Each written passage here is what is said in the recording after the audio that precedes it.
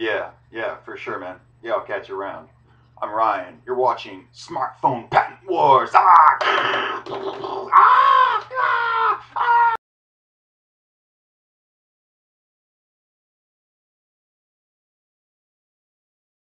Hi, I'm Ryan Vanderpol. I'm part of the CET class that's involved in smartphone patent warfare, and I'm in front of you to address actually three articles that I found.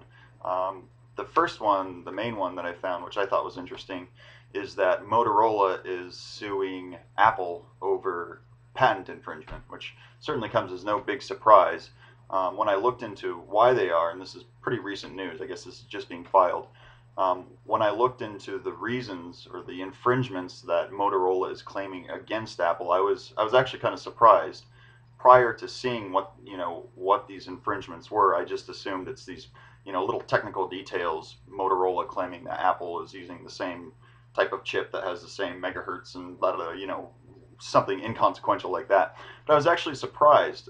Some of the things that Motorola is claiming against, excuse me, some of the things that Motorola is claiming against Apple is use of a receiver having a concealed external antenna.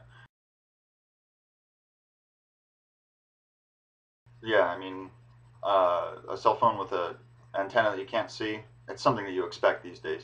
Now, one thing that's interesting about this case is the fact that Motorola is being purchased by Google. Now, I surmise from the article that typically a company that's being purchased, the purchasing company, in this case Google, they would wait until they have acquired Motorola. In this case, they would wait until the acquisition, and then they would sue against the patents. But in this case, Motorola, it's still in the process of being purchased by Google, and Google gave the okay to Motorola to go ahead with these litigations, to go ahead with these lawsuits.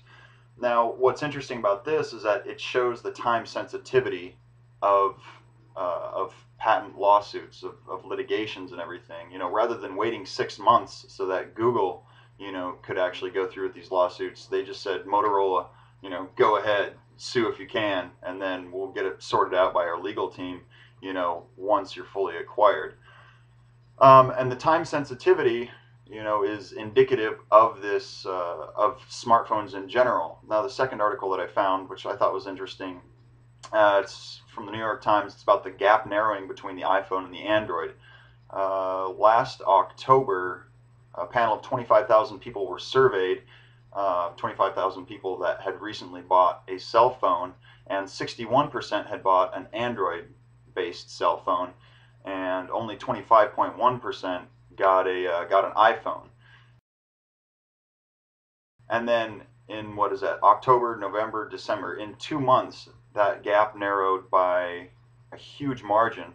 By December, the same number of people were polled that had just recently purchased a cell phone, and about 47% had bought an Android, and about 45% had bought an iPhone. So in just 2 months, the terrain of the market had changed that much, and that's why Google gave the okay to Motorola to go ahead with the lawsuits, despite the fact that the legal paperwork for the acquisition hasn't gone through. Google recognized that things can change so quickly in this industry that it's really important to get these lawsuits out, get them going as soon as possible.